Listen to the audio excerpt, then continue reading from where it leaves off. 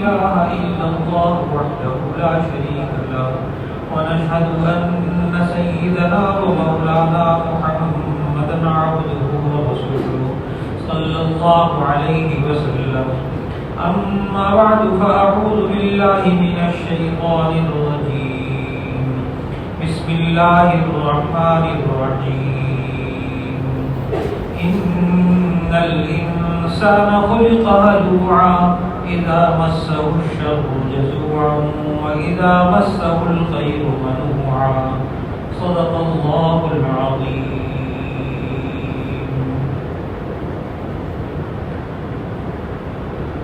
محترم حاضرین کرام، اللہ رب العزت نے ہم سب کو پیدا فرمایا. جہاں اللہ نے ہمارے جسم کے اعضاء کو پیدا کیا، وہاں اللہ نے ہمارے جذبات کو بھی پیدا کیا، اور وہ جذبات کا خالق بھی اللہ ہے. انسان زندگی میں کبھی کبھی چاہتا ہے کہ میں ایک باہمت انسان بنوں. کبھی حالات کی وجہ سے،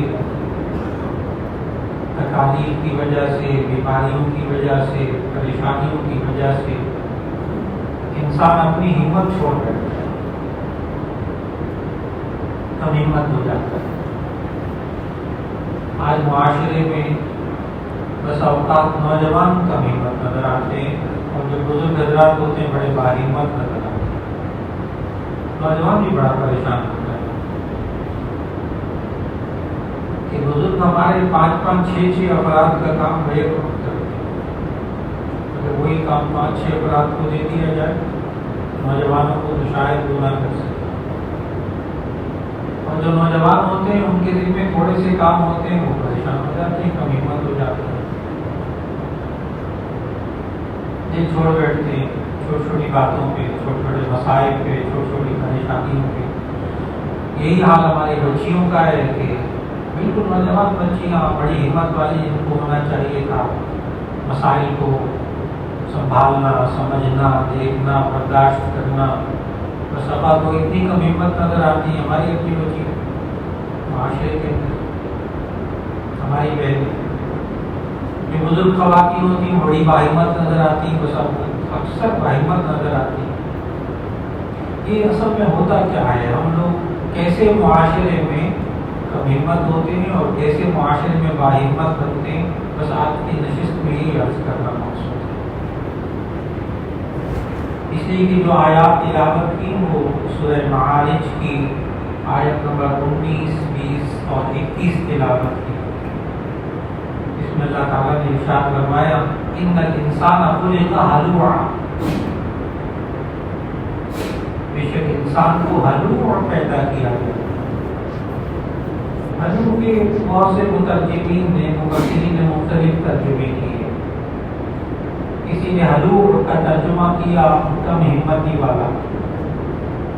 ان الانسان خلق ہلوعا، اس انسان کو بے شک بڑا کم ہمت پیدا کیا گیا. کسی مفسر نے اس کا ترجمہ کیا بے صبرا. بے صبرا، اس انسان کو بڑا بے صبرا پیدا کیا. ایک مصنف نے، مفسر نے اس کا ترجمہ کیا کہ ان الانسان خلق ہلوعا، بے شک انسان بڑے چھوٹے سے دل والا. تو اگر آپ سارے ترجمے مراد لے لیں تو واقعی انسان کم ہمت، چھوٹے سے دل والا، بڑا بے صبرا پیدا کیا.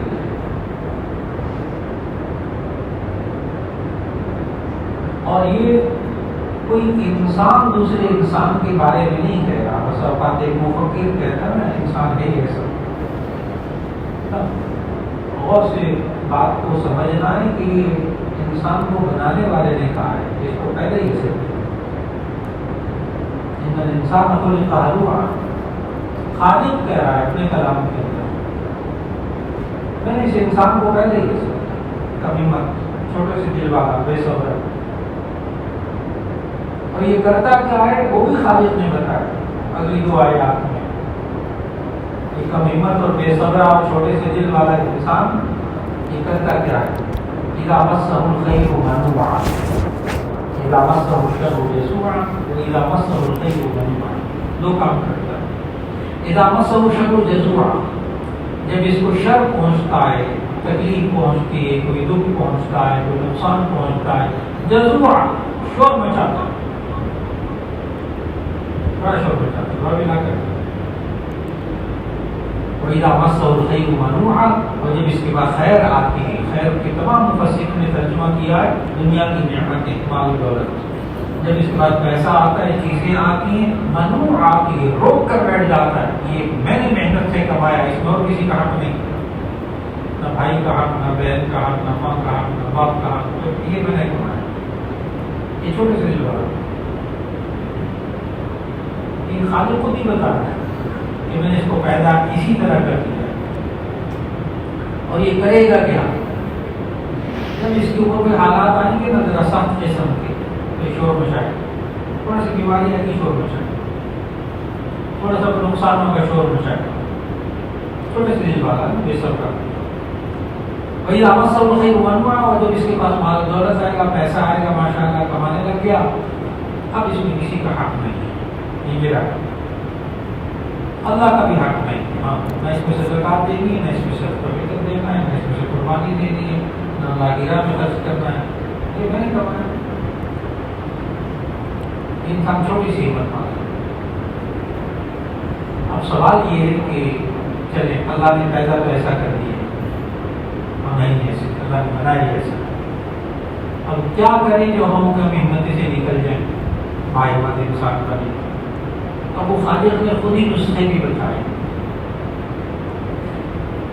کہ انسان کو پیدا ہی ایسا کیا گیا ہے، کم ہمت بے صبر، لیکن الا المصلین الذین هم علی صلاتهم دائمون، مگر وہ لوگ ایسے نہیں ہوتے جن میں یہ خوبیاں ہوتی ہیں، وہ باہمت انسان ہوتے ہیں۔ الا المصلین الذین هم علی صلاتهم دائمون، مگر وہ لوگ کہ جو نماز پابندی سے پڑھنے والے ہوتے ہیں، باہمت ہوتے ہیں۔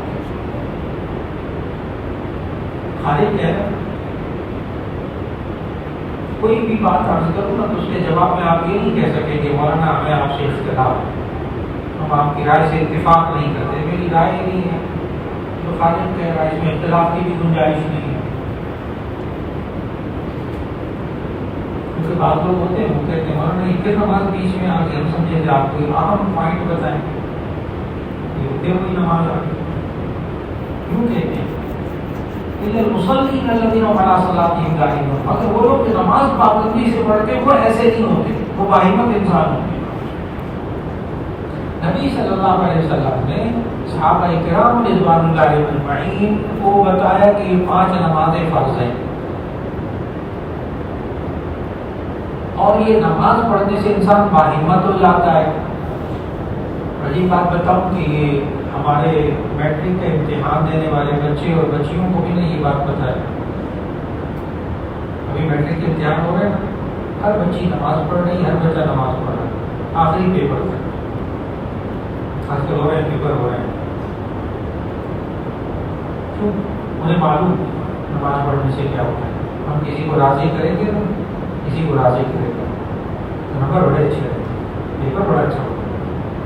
ایسے صوفی بنے ہوتے ہیں یہ بچے، میٹرک والے، ایف ایس سی والے، کیوں؟ اس لیے کہ انہیں معلوم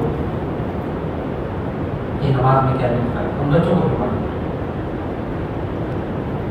الا المصلین الذین هم علی صلاتهم دائمون، مگر وہ لوگ جو نماز پابندی سے پڑھتے ہیں باہمت ہوتے ہیں۔ آپ کے معاشرے میں کوئی بچہ کم ہمت نظر آئے نا، اس کو کہ نماز پابندی سے پڑھا کرے، کم ہمت سمجھتے ہیں۔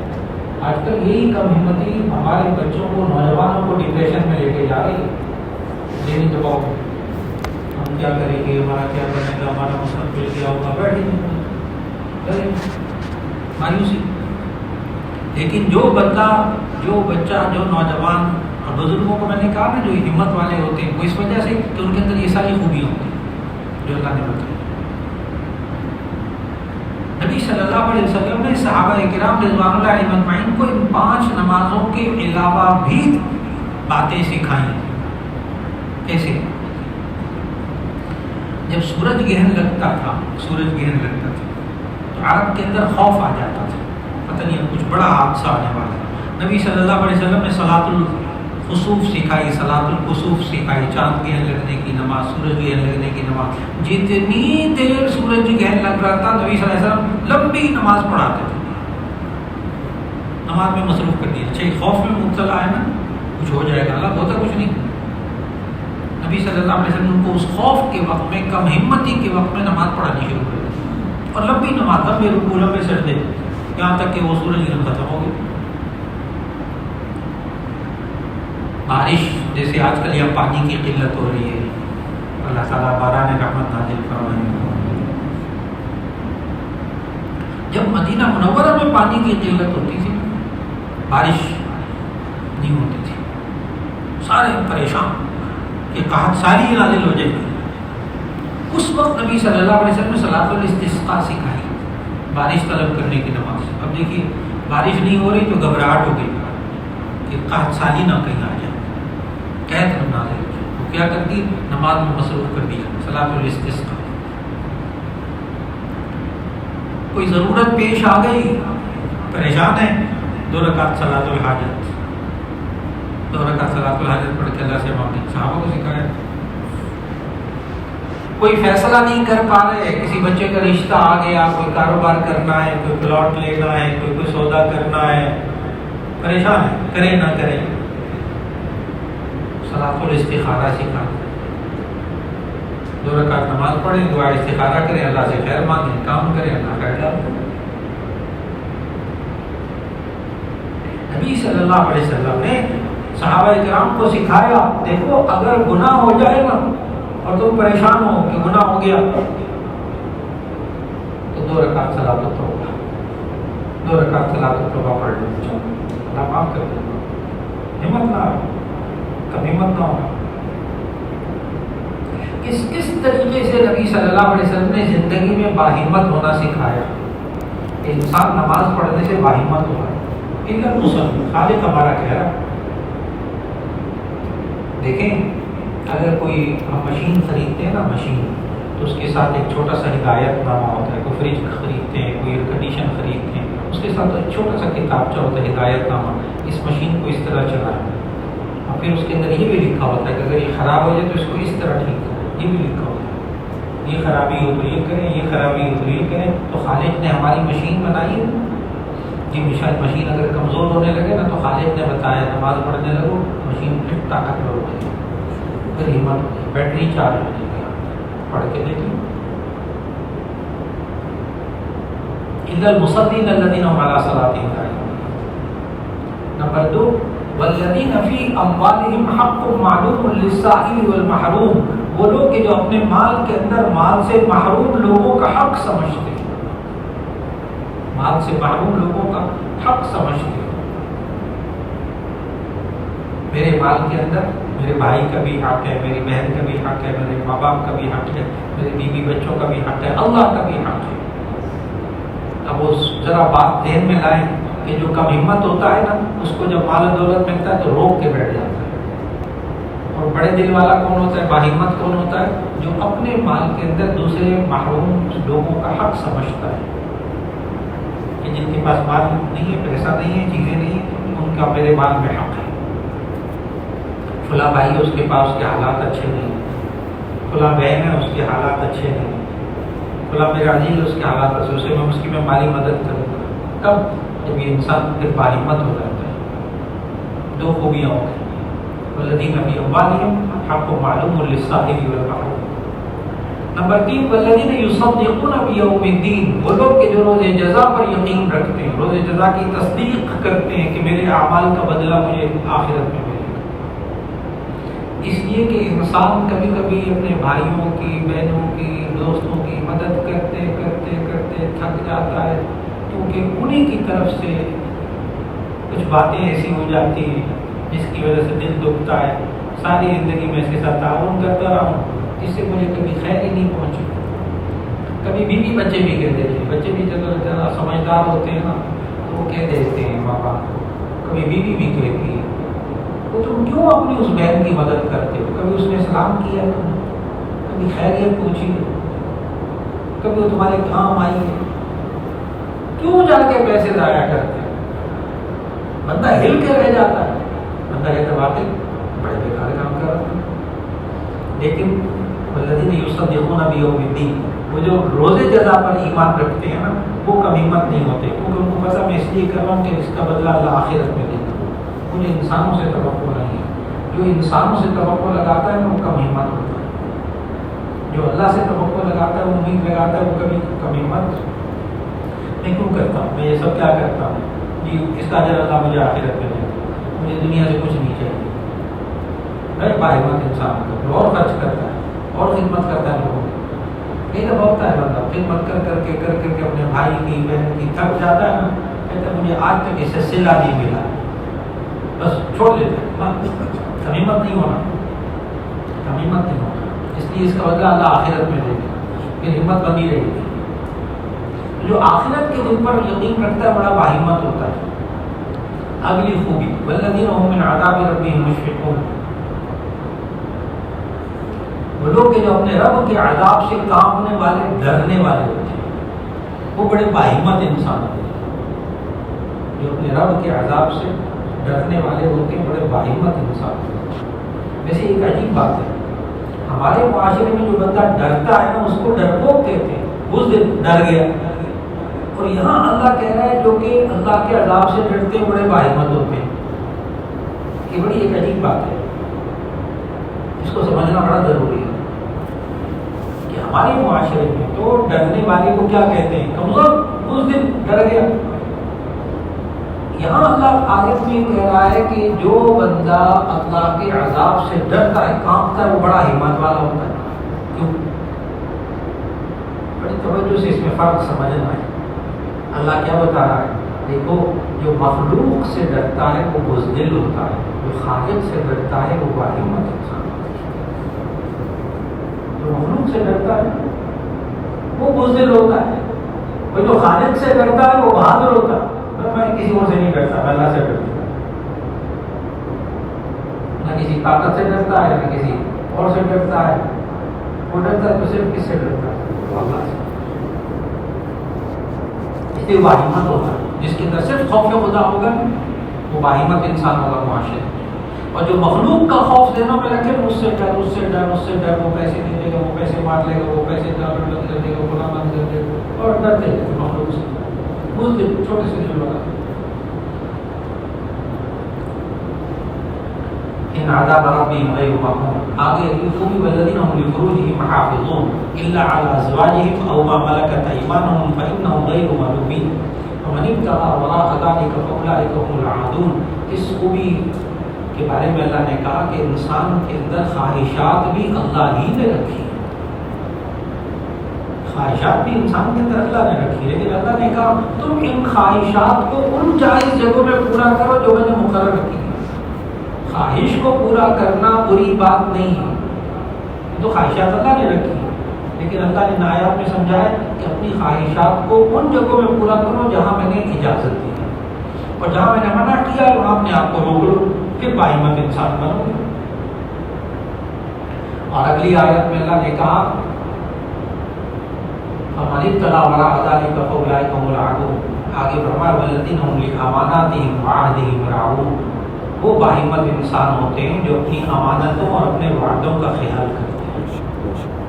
جو امین ہوتا ہے، امانتدار، بڑا باہمت انسان ہوتا ہے. اور جو خیانت کرتا ہے وہ کمیمت انسان ہوتا ہے. امین ایک تو روپے پیسے کی امانت، کسی کے پاس پیسے رکھوا دیے تو وہ اب خیانت نہیں کرتا، یہ بھی بڑا باہمت انسان ہوتا ہے. اور ایک ہے المجالس بالامانہ، مجلس سے بھی امانت ہوتی ہے. میٹنگ ہوئی، بات ہوئی، اس کو خفیہ رکھنا، اس کو چھپانا، یہ بھی باہمت انسانوں کا کام ہے. یہ نہیں کہ ادھر باتیں سنی ادھر منتقل کرنا. نبی صلی اللہ علیہ وسلم نے فرمایا المستشار محتمم، جس سے مشورہ طلب کیا جائے اس کے پاس بھی بات بطور امانت ہوتی ہے. آپ کے پاس لوگ آتے ہیں اپنے گھر کے بارے میں، اپنی بیوی بچوں کے بارے میں، کاروبار کے بارے میں مشورہ کرتے ہیں. جب بھی کوئی بندہ آپ سے مشورہ کرے گا نا، ہمیشہ اپنے راز آپ تک منتقل کرے گا. بات مشورہ تبھی وہ دے سکیں گے نا جب وہ بات کھولے گا. جب وہ بات کھولے گا تو اندر کی بات ہوگی. تو نبی صلی اللہ علیہ وسلم نے فرمایا جب وہ اندر کی بات آپ کو بتا رہا ہے تو ایسی صورت میں اب اس کو امانت رکھنا ہے۔ تو لوگوں کی باتوں کو امانت رکھنا یہ باہمت انسان کا کام ہے، اور ادھر کوئی بات معلوم ہوئی ادھر فٹافٹ دوسرے کو بتا دی بے چین ہو، یہ باہمت انسان ہے، یہ تو 4-5 منٹ برداشت نہیں کر سکتا۔ باہمت انسان جو اپنے امانتوں کا خیال کرتا ہے اور وعدہم راعون، اور اپنے وعدوں کا خیال کرتے ہیں۔ وعدہ کیا ہے، وعدہ کیا ہے، اس وعدے کو پورا کرنا باہمت انسان کا کام۔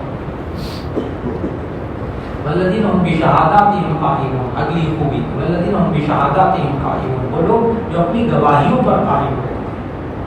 ایک تفسیر اس کی ہے کہ جو بندہ سچی گواہی دیتا ہے، بڑا باہمت انسان ہے، سچی گواہی دیتا ہے، میں نے یہ دیکھا تھا واقعی ایسا۔ اور دوسری تفسیر مفسرین نے کی والذین هم بشہاداتہم قائمون، وہ لوگ کہ جو اپنی شہادتوں پر، اپنی گواہیوں پر قائم رہتے ہیں۔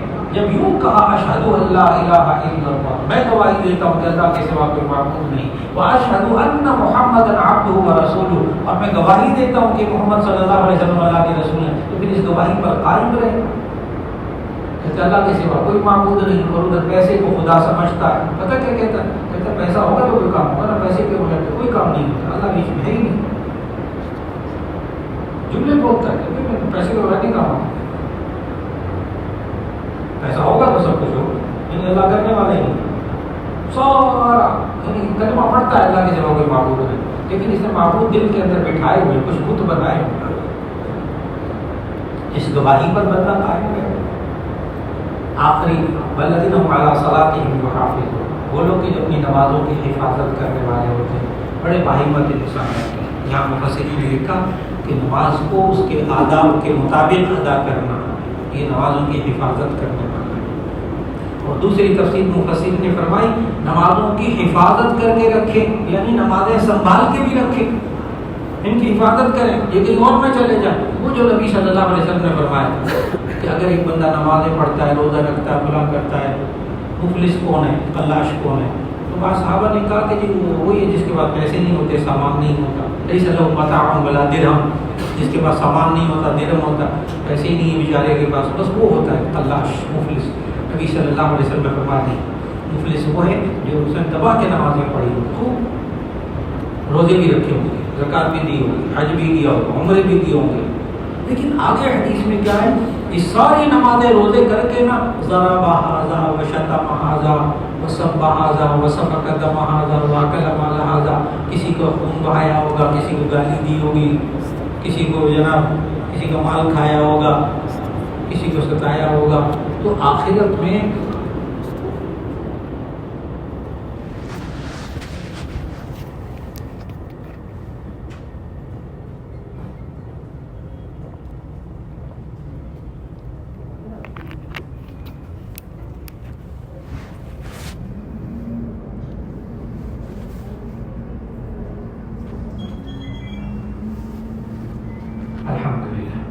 تو آخرت میں یہ سب نمازیں اٹھا کر جس جس کا حق مارا ہے تو اس کو دے دی جائے، اپنی نمازوں کو سنبھال کے بھی رکھیں۔ کہیں مجھے نمازیں پڑھتے رہے، ادھر حقوق العباد ادا نہ ہوئے، بیوی بچوں کے حقوق، بہن بھائیوں کے حقوق، ماں باپ کے حقوق، کہیں نمازیں ادھر نہ چلی۔ اور آخر اللہ تعالیٰ نے کیا فرمایا کہ جب یہ ساری خوبیاں ہوں گی نا تو اولئک فی جنات مکرمون، یہی لوگ ہیں جن کا جنت میں اکرام کیا۔ اللہ رب العزت ہمیں معاشرے میں ہر طرح کی تکلیف سے، ہر طرح کی مشکل سے محفوظ رکھے، اور پھر اگر انسان کبھی کبھی باہمت ہو جائے تو اللہ تعالیٰ توفیق عطا فرمائے۔ تو ابھی سورہ معارج کی آیت نمبر 19 سے آیت نمبر 35 تک کی تلاوت کی اللہ نے توفیق دی اور ترجمہ۔ جب بھی زندگی میں انسان کبھی باہمت ہونے سے کم ہو جائے، یعنی کم ہمت ہو جائے، بے صبرا ہو جائے، سورہ معارج کی آیت 19 سے 35 تک کی تلاوت کیجیے، اس میں سے دیکھیے کون سا نقطہ، کون سا پوائنٹ ہماری زندگی میں کم ہے، اس پوائنٹ کو بحال کر دیجیے۔